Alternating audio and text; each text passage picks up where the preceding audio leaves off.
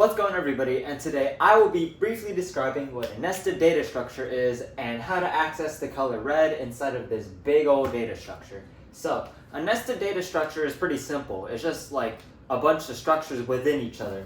In this example, we have one big list, and inside of that list we have a tuple, and inside of that tuple we have a dictionary, and we also have a list all the way out there. So this is basically a nested data structure, a bunch of stuff inside of each other, and our objective is to print red from the giant nest that we have.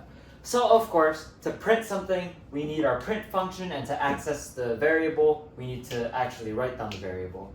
Next, we're going to look at what nest is. Nest represents this entire list. So our first bracket we're going to do is only going to give us access to 5 high, the entire tuple, not the elements inside of it yet, and then this list right here, not the elements inside of it.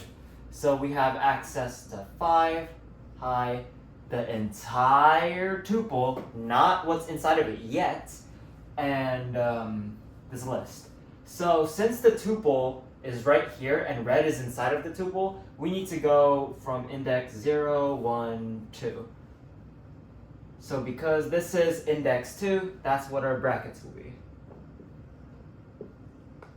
And once we have done that, we now have access to whatever is inside of the tuple. Now if we take a closer look, our tuple has an integer and a dictionary. So this next bracket, which will be in red, will give us access to 30, or the entire dictionary. Once again, not the elements inside of it yet. So because this is 0 and 1, because the dictionary is in index 1 and red is inside of the dictionary, we need to first take a look at index 1 of the tuple. And that's why we will be using a bracket there for now.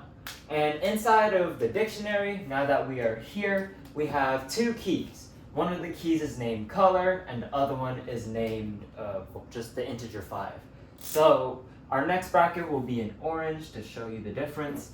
And we have 2 options. Remember, dictionaries don't have indexes, so our only options are using the key color or using the key 5. Now because the value red is at the key color, we're actually going to use color in our brackets. And close the bracket once you're done. And this is how you print red, and now I will cut to code actually executing this to show you that it actually works. So a quick recap. Our blue index right here was able to either give us the integer 5, the string high, or the tuple, or the list out there. Because we want to access the tuple, we use index 2. Next, we are now inside of the tuple, and we need to access index 1 to access the dictionary. So that's why we chose 1 right here. And once we are inside of the dictionary, we now need to access the key color in order to get the value red. So yeah, code time. Hey guys, and I will just show you, this is exactly what we had on the whiteboard. We got the giant list, 5 high, the tuple inside, 30 the dictionary, and the list on the outside. If I run this command, this is what we did on the whiteboard, and it should print red for us. And as you can see all the way down here, it printed out red.